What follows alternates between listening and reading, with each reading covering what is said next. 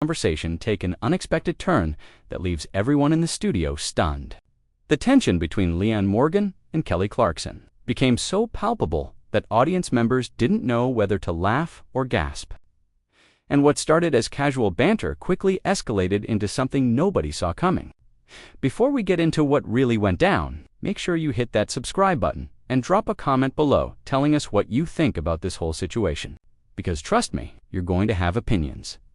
Leanne Morgan walked onto the set of the Kelly Clarkson Show with her signature warmth. Waving to the audience as they erupted in applause, she wore a floral blouse and jeans, looking every bit the relatable every woman that her fans adore. Kelly greeted her with a big smile and a hug, and for the first few minutes, everything seemed perfectly normal. They talked about Leanne's tour, her family, and the challenges of being a working comedian while raising children. The audience laughed at all the right moments, and Kelly seemed genuinely engaged, nodding along and adding her own stories about motherhood and life on the road. But then Kelly shifted gears. She leaned forward in her chair, her expression becoming more serious, and said, "You know, Leanne, I have to ask you something that's been on my mind. A lot of people have noticed that your comedy really leans into traditional gender roles. You know, the wife who can't figure out technology, the husband who doesn't help around the house, that sort of thing. Do you ever worry that those jokes might be, I don't know, a little outdated?" The audience went quiet.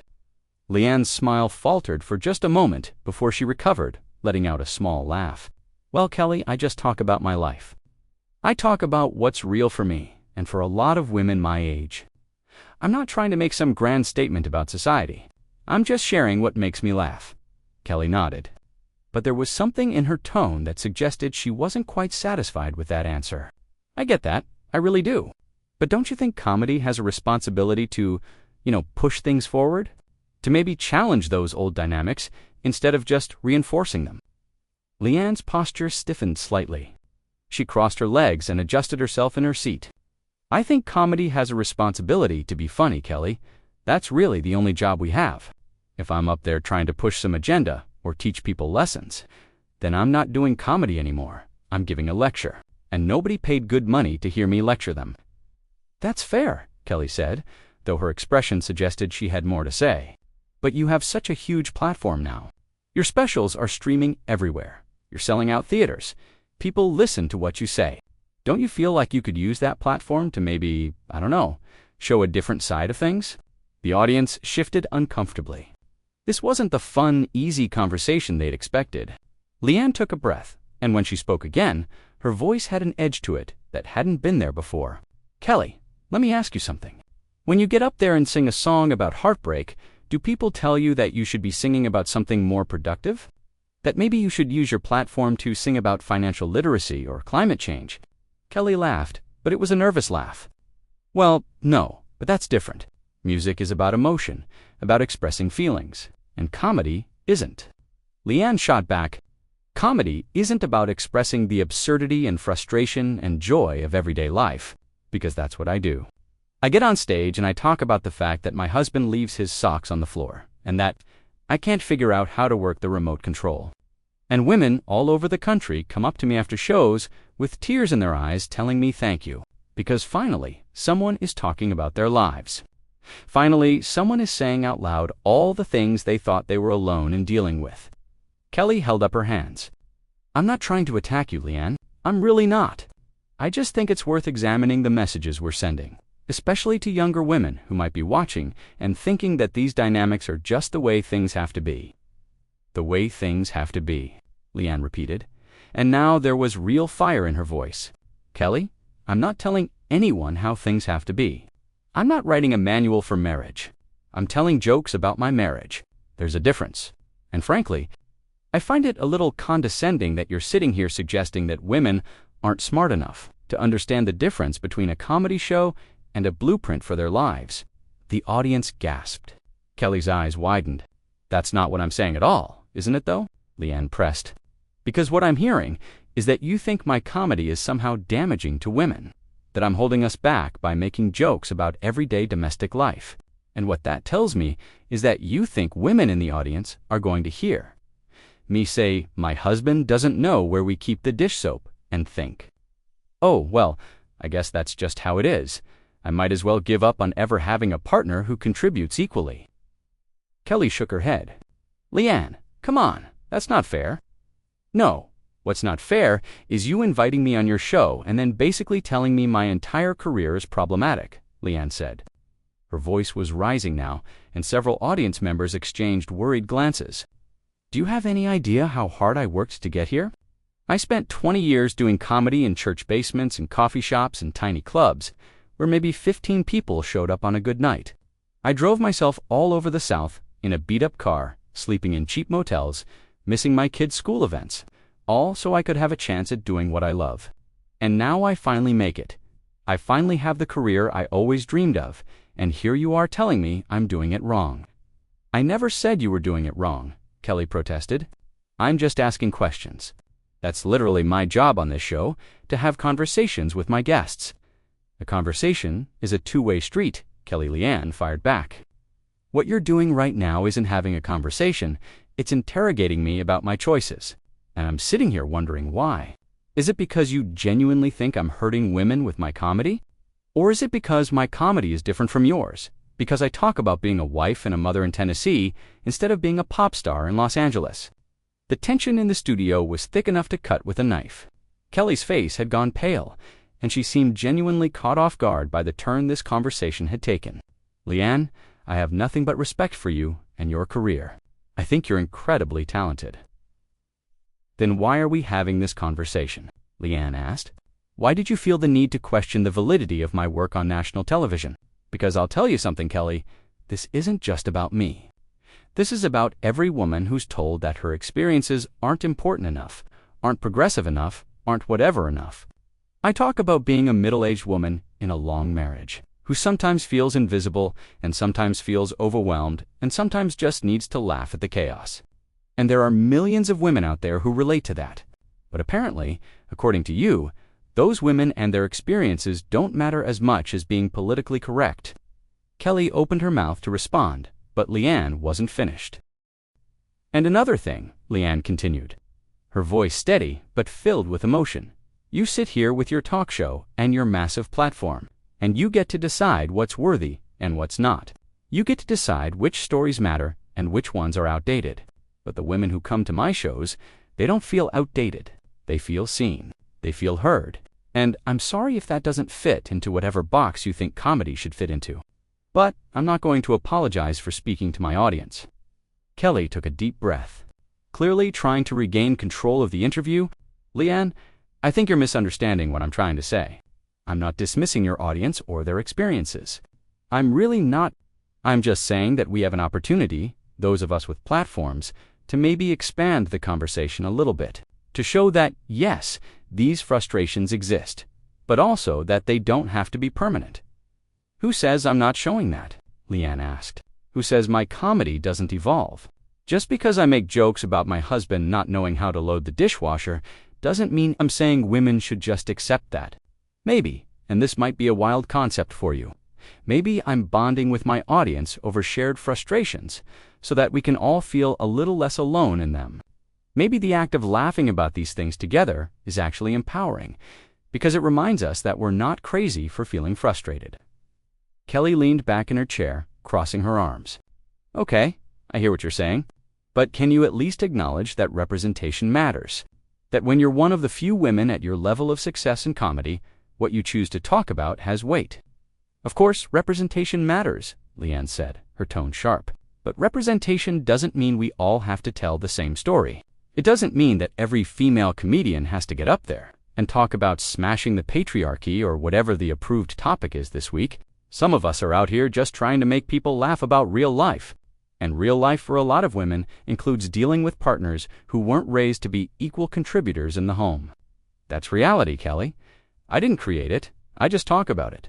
But by talking about it without challenging it, aren't you normalizing it?" Kelly pressed. Leanne let out a laugh that had no humor in it. "There it is. There's the word normalizing.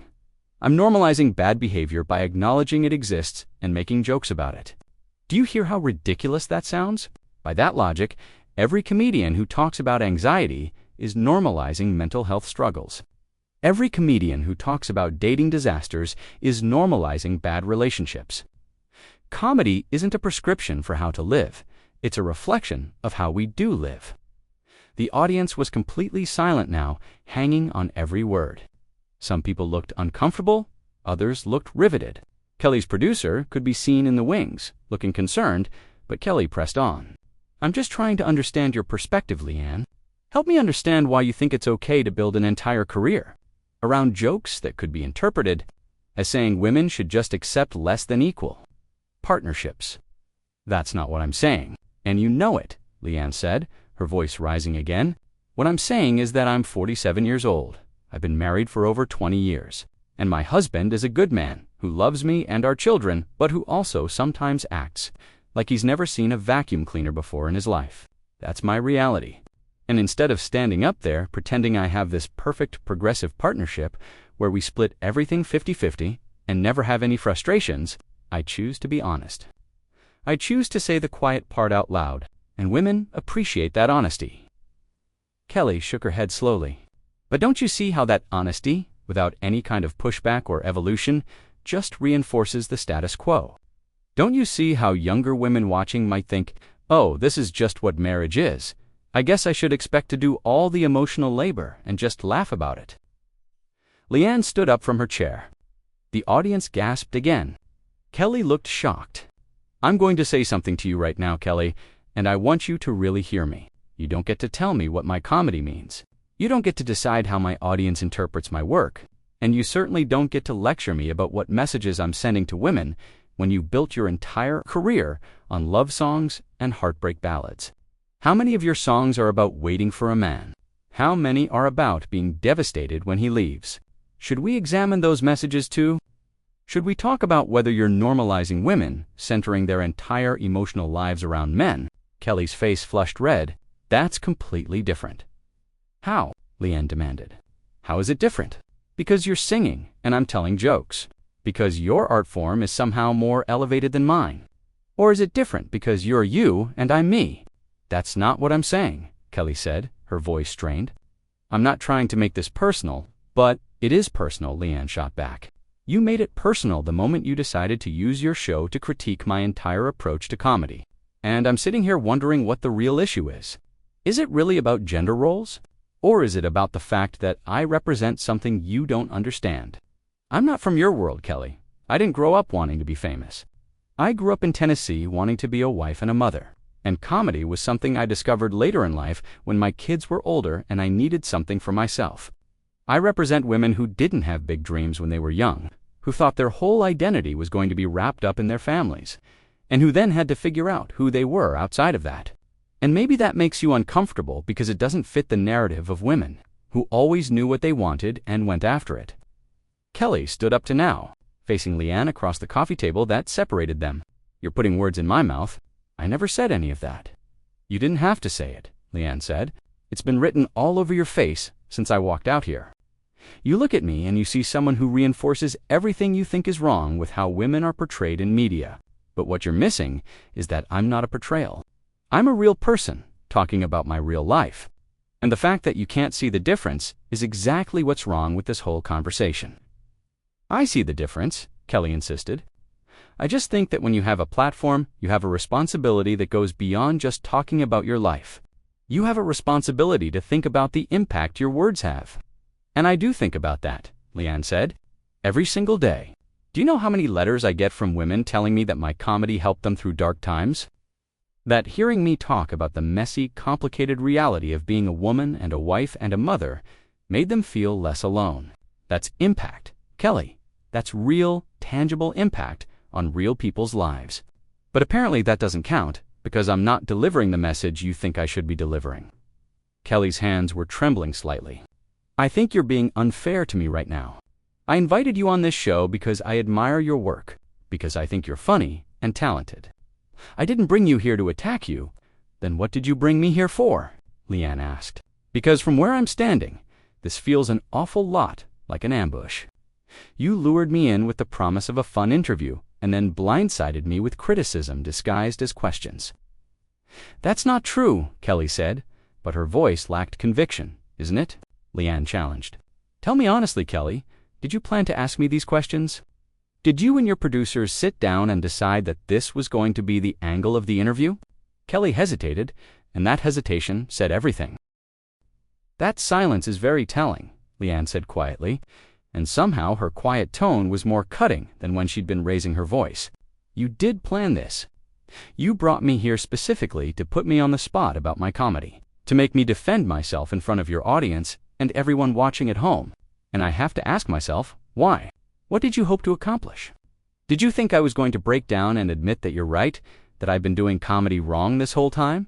Did you think I was going to promise to change my act to be more palatable to whatever standards you think I should be meeting? Kelly's eyes were glistening now. Whether from anger or hurt or embarrassment, it was hard to tell. I thought we could have an honest conversation about the state of comedy and representation. I thought you'd be open to discussing these issues. An honest conversation requires good faith on both sides, Leanne replied. And you didn't come into this in good faith. You came in with an agenda. You wanted to have a moment where you challenged the old-school comedian, where you got to be the progressive voice pushing back against traditional values. And you thought, I'd just sit here and take it, because what else am I going to do? Walk off your show. Make a scene.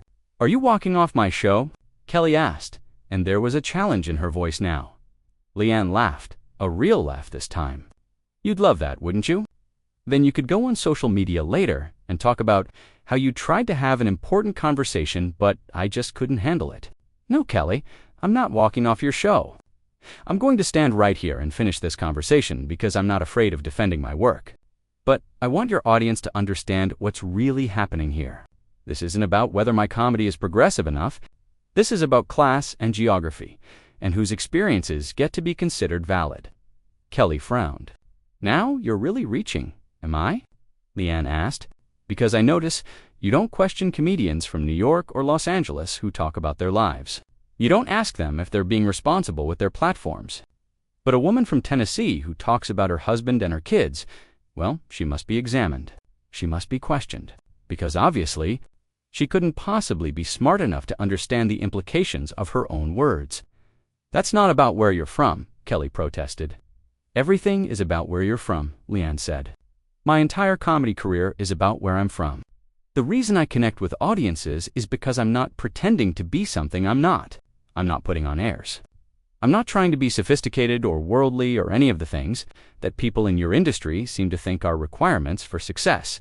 I'm just me, a woman from a small town who worked at Kmart and raised 3 kids and somehow ended up on stages telling jokes. And the fact that bothers you says a lot more about you than it does about me. Kelly's jaw tightened. Nothing about you bothers me, Leanne. I think you're being incredibly defensive right now and reading things into this conversation that aren't there. Then let me ask you directly, Leanne said, taking a step closer to Kelly. Do you think my comedy is harmful to women? Yes or no? Kelly hesitated again. I think comedy can reinforce stereotypes if we're not careful. That's not what I asked, Leanne pressed. I asked if you think my comedy specifically is harmful to women. It's a simple question, I think. Kelly said slowly that your comedy comes from a genuine place and that your audience clearly loves you. But I also think that when you have influence, you have to think about unintended consequences. Still not answering the question, Leanne observed. You can't even commit to your own critique. You want to question my work, but you don't want to actually say that you think it's wrong because then you'd have to own that position. You want to have it both ways.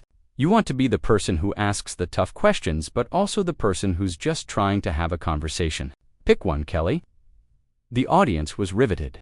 This had gone so far beyond a normal talk show interview that nobody quite knew how it was going to end. Kelly looked at her producer again, then back at Leanne. I think we should probably move on to another topic. Oh, now you want to move on, Leanne said with a bitter laugh. Now that I'm actually pushing back, now that I'm not just sitting here nodding and taking your criticism, suddenly it's time to change the subject. How convenient. I'm trying to salvage this interview, Kelly said through gritted teeth. By salvage, you mean make me look difficult while you come out looking reasonable, Leanne countered. I've been in this business long enough to know how this works. Tomorrow, the headlines are going to say that Leanne Morgan got defensive on the Kelly Clarkson Show. They're going to say, I couldn't handle being asked simple questions. And you'll get credit for being brave enough to challenge me. That's the narrative you're building right now. Kelly shook her head firmly. You're being paranoid, am I? Leanne asked. Or am I just finally old enough and successful enough that I don't have to pretend to go along with things that don't sit right with me? When you're starting out in comedy, you take every interview, you smile through every uncomfortable question. You laugh when hosts make jokes at your expense because you need the exposure. But I don't need that anymore. I can sell out theaters on my own. I can do specials that millions of people watch without your help. So I don't have to sit here and pretend that this has been a friendly conversation when we both know it hasn't been. Kelly's face hardened. If you feel that way, then maybe you should leave. There it is, Leanne said softly. The real Kelly Clarkson. Not the bubbly, friendly host, but the person who doesn't like being challenged on her own show. That's fine, Kelly. I get it. This is your house, and you make the rules. But before I go anywhere, I want to say one more thing directly to your audience and to anyone watching at home. Don't ever let anyone make you feel like your story doesn't matter. Don't let anyone tell you that your experiences are too small or too traditional or too whatever to be worth sharing. I spent 20 years of my life believing that nobody would care about what a woman like me had to say. And then I finally got brave enough to say it anyway. And it turned out that millions of people did care. So, if you're out there with a story to tell, tell it. Don't wait for permission from people who think they know better than you about your own life. The audience erupted in applause, some people standing. Kelly stood stiffly, clearly thrown by the turn of events. I never said your story doesn't matter. You didn't have to say it, Leanne replied. You spent the last 15 minutes implying it. But that's okay. I'm used to people underestimating women like me. We're the ones who get dismissed as simple or unsophisticated because we don't talk the way you talk or live the way you live. But we're also the ones who show up and do the work day after day without needing constant validation. We know who we are. Kelly extended her hand for a handshake, clearly trying to end the segment with some semblance of professionalism. Thank you for coming on the show, Leanne. Leanne looked at the extended hand for a long moment before shaking it. Thanks for having me, Kelly. I hope you got whatever you were looking for out of this conversation. As Leanne turned to walk off the stage, Kelly called after her. For what it's worth, I really do admire your work. Leanne paused, turning back to face Kelly one last time. If you really admired it, you wouldn't have spent the last 20 minutes trying to tear it down. But I appreciate the sentiment. And with that, she walked off the stage to thunderous applause from large sections of the audience, while others sat in stunned silence, trying to process what they'd just witnessed. Kelly stood there for a moment, clearly shaken, before turning to the camera with a forced smile. Well, that was certainly an interesting conversation. We're going to take a quick break, and when we come back, we'll have some music. The moment the cameras cut, the studio erupted in chaos. Producers rushed the stage. Audience members were talking over each other, and Kelly disappeared backstage without a word. Nobody quite knew what had just happened, but everyone knew they'd witnessed something unprecedented. A conversation that was supposed to be light and fun had turned into a raw, unfiltered confrontation about authenticity, class, representation, and whose voices get to be heard in entertainment. Whether you agreed with Leanne or with Kelly, one thing was undeniable. This was a moment that would be talked about for a very long time. So what do you think? Did Kelly cross a line by questioning Leanne's approach to comedy? Or was she right to push back against jokes that might reinforce outdated gender dynamics? Was Leanne justified in her anger? Or did she overreact to what Kelly intended as a thoughtful conversation? Drop your thoughts in the comments below and make sure to subscribe because we'll be following this story as it develops. Let us know, who do you think was in the right here, Kelly or Leanne?